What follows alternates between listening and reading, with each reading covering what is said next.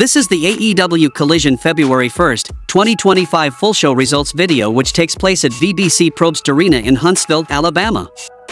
The show started with a match between Samoa Joe and Hook versus Nick Wayne and Kip Sabian.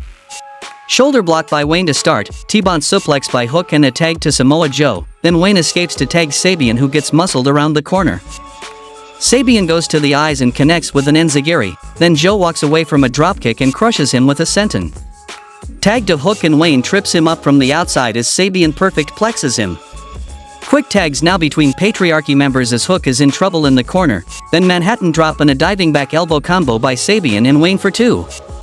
In the end, Joe clears the ring and chops Sabian in the corner, hits Jonas to Sabian, then Muscle Buster. With that, Samoa Joe and Hook defeated Nick Wayne and Kip Sabian by pinfall.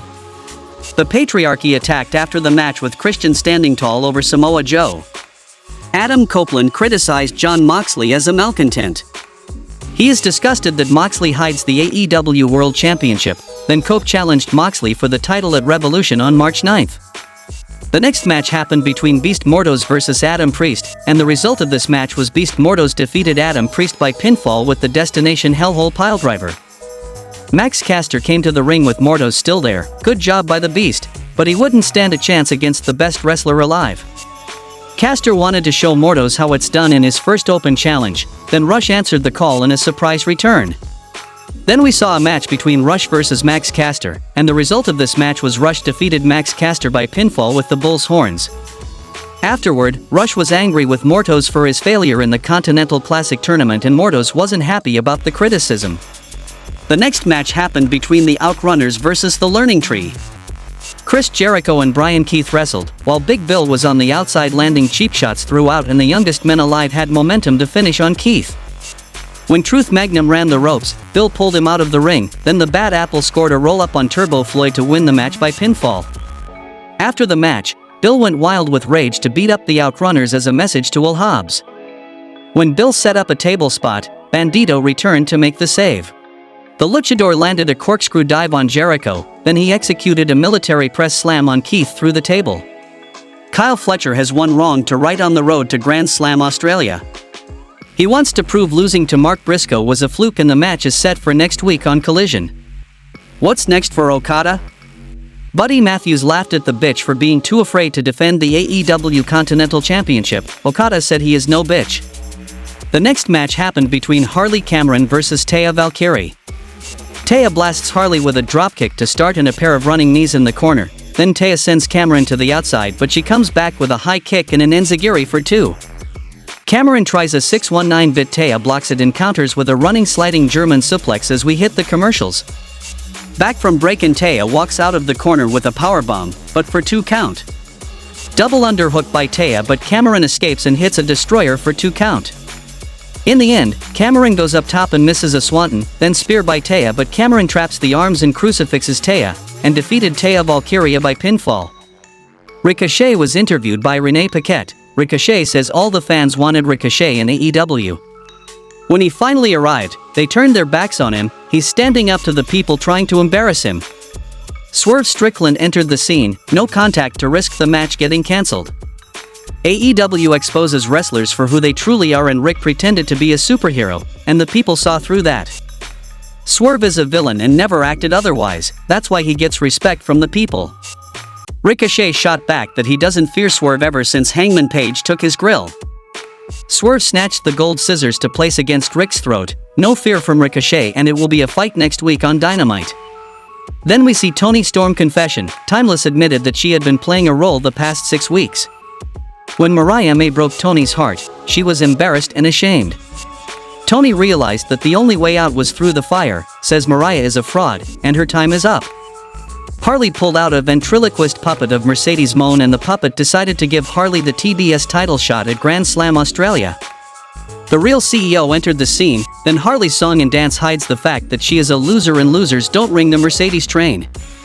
The next match happened between Daniel Garcia versus Kyle O'Reilly versus Lee Moriarty for the TNT Championship.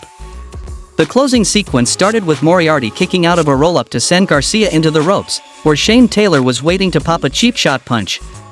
Moriarty had Garcia in the Border City stretch submission, and O'Reilly tried to break, but Taylor held him back on the outside.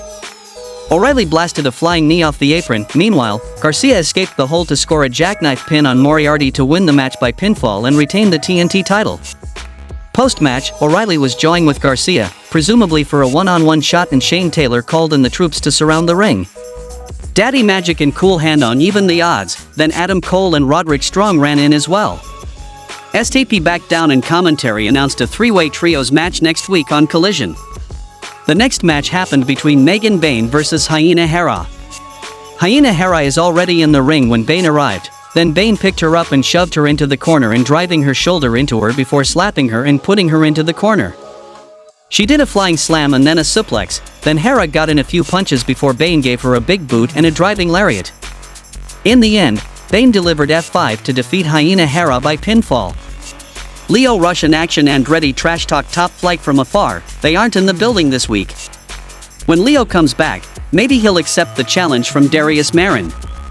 Timeless will wrestle Queen Aminata on Dynamite. Aminata was Mariah's first opponent in AEW and the champ will be on commentary for that match. Chris Statlander apologized to Willow Nightingale and asked for forgiveness.